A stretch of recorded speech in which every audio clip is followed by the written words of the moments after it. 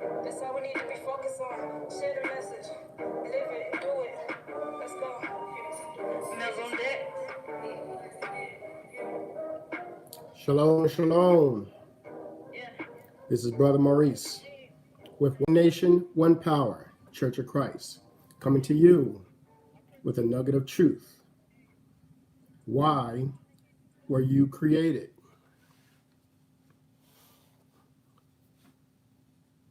The things that we were taught when we were in the Christian church isn't necessarily the truth. So today we're going to look at why we were created, because we were given a distorted understanding of why we were created. I'm going to be coming from the sealed portion, and there's three main chapters I'll be coming from. That's chapter 41, 42, and 48.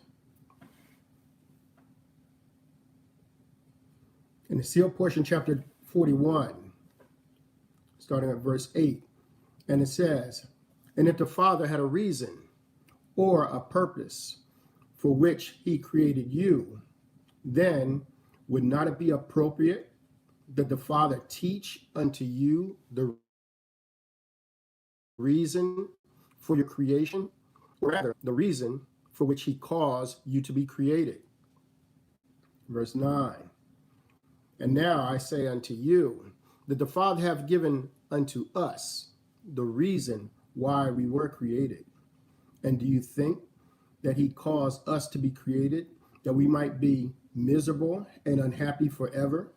Verse 10, "For what purpose did ye think that God would have in using his omnipotence to create something that would be miserable and unhappy forever? Yea, what kind of God can you imagine in your hearts would do such a thing?" Verse 11, "I say unto you that God created us that we might have joy, yea, even eternal happiness. And now, do you think that he hath created us so that we might have this joy, that he would not provide for us the means and the way whereby we might have this eternal joy and happiness?"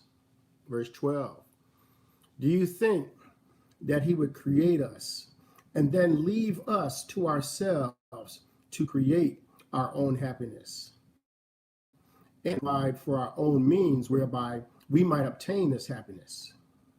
Verse 15, "For if the Father had not given unto our independence from his own experience, distinguishing the one from the other, then would not know this happiness or joy for ourselves." Salakia, "Then we would not know this happiness or joy for ourselves, being created for his experience and not for our own." Verse 18, "And this happiness can only come through independence and free agency, or in other words, have the ability to be independent of the Father and gain from our own experiences our own happiness."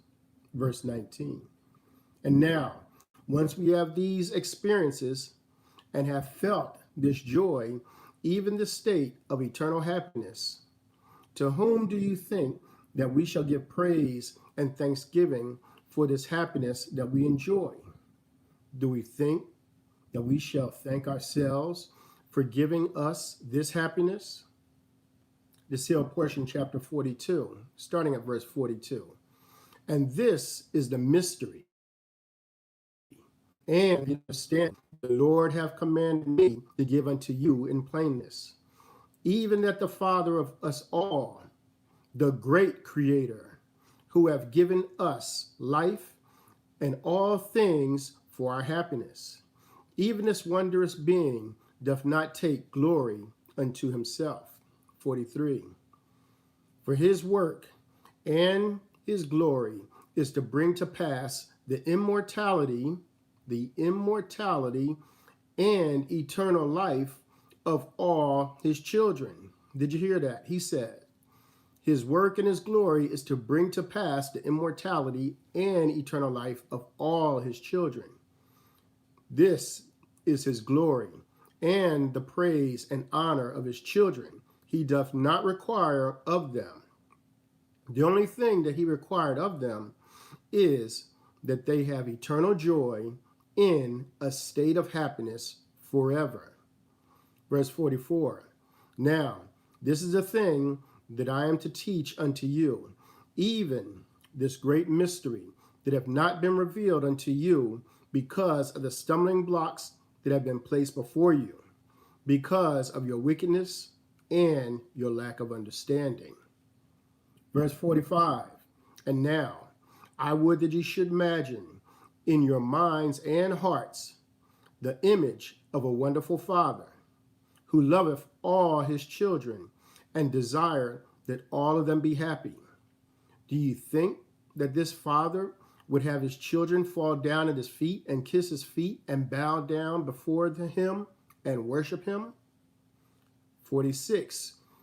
Do ye not think that this loving Father would want all his children to come unto him and embrace him and laugh with him and sit upon his knee and smile with him and be joyous in his presence? 47. Now, which of these fathers would you choose for yourselves? Yea, even a father who would command you and expect you to bow down low before him, or a father whom you could embrace, and with whom you could laugh and smile. When I read through this the first time, I thought about my granddaughter. She spends a lot of time, here with us. And to make sure that my granddaughter is safe, I normally give her rules that she follows in order to keep her safe. And the same thing with the Father. The Father gave us rules to be safe. Now, it's up to her whether she wants to follow those rules or not. And if she follows the rules, she'll have a good time. If she doesn't follow the rules, normally she'll end up doing something that could possibly hurt herself. And the Father, he gives us rules also. Now, with our children, do we require our children to bow down and worship to us? Or do we want to be loving to them? Do we want to cuddle them? Do we want to hold them?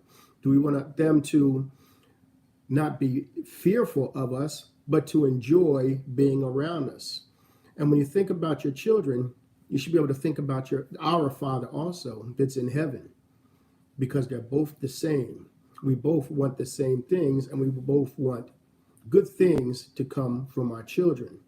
Let's take a look at the sealed portion, chapter 42, verse 48. And it says, And now I know what ye have been taught by your traditions and your customs and the precepts of men that have been taught among you.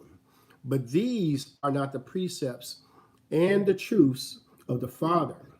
For behold, the Father did not create you that you should worship him, but he created you that you might partake of the happiness that he hath offered unto you. So the Father, he's offering us happiness. He's offering us happiness in his kingdom. But the only way we're going to make it there is if we follow the rules to get us there. The sealed portion, chapter 48, verse 28. And it says, Behold, I am your Father, and have created you that you might have joy, and not that you should honor me. For what manner of father would I be if I created you only that you should honor me and give me glory? Again, I say unto you, I did not create you to worship me, but to find joy in me. And for this reason, I've given unto you my commandments, that ye should love one another and do unto others as you would have them do unto you. Verse 19, Behold, I have created you that you might have joy, and for no other purpose have I created you. For behold, I did not create you that you might serve me, but that I might serve you, by giving unto you this joy. Verse 20, And the commandments that I've given unto my beloved Son, he's talking about Yahushua or Jesus, are those commandments that I have given unto him to give to you. And only by these commandments can you be assured of the joy of which I have spoken. Verse 21. And I did not force any of you to obey these commandments, but have given unto each of you the ability to choose for yourselves how ye should live and how ye should act. So the Father has given all of us freedom of agency of how we're going to live, how we're going to act, and also if we want to follow and obey his commandments. Sealed portion, chapter 48. We're going to take a look at verse 30 and 31. And it says, And now, my beloved children, I plead with you to act upon my promise, even that ye shall find joy if you keep the commandments that I've given to you through mine only begotten and beloved Son, Yahushai, or Jesus Christ. Verse 31. Now pay attention to this verse. He says, Yea, keep his commandments, and ye shall find joy. And if ye find joy, then ye are worshiping me. And in my kingdom ye shall find this joy and eternal happiness forever. So now we've gotten some understanding, and we see the Father, only thing he wants from us is to be able to make it into his kingdom, because once we make it to his kingdom, we will have everlasting joy and happiness. This is a Nugget of Truth. I'm Brother Maurice with One Nation, One Power, Church of Christ.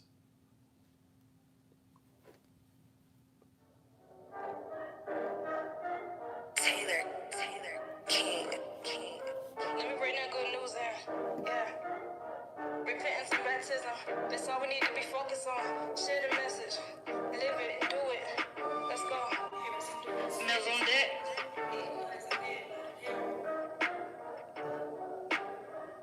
Yeah. Cold as sheep. And I have a shower. Shalom, family. Yeah. I praise it to the Most High, man. Hey.